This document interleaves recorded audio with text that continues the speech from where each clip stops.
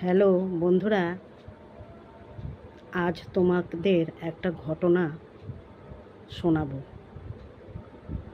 গত রবিবার আমাদের বাড়িতে একটা রঙ্গমঞ্চ তৈরি হয়েছিল। সেখানে বলা হয়েছিল যে যেমন খুশি নাটক করো।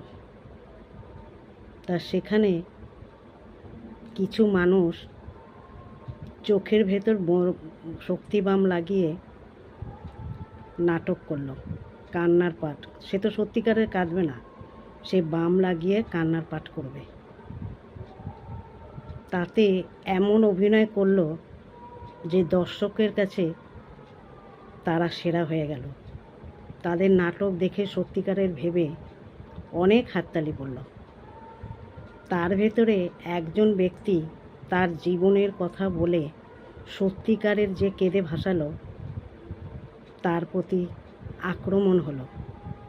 সে মিথ্যা পরিচয় হলো যে মিথ্যা নাটক করেছে। তাহলে ওপরে যে বিচারকর্তা বসে আছে, তার বিচারটা কি ঠিক হলো? সে কি সুবিচার পাবে? আপনারাই বলুন।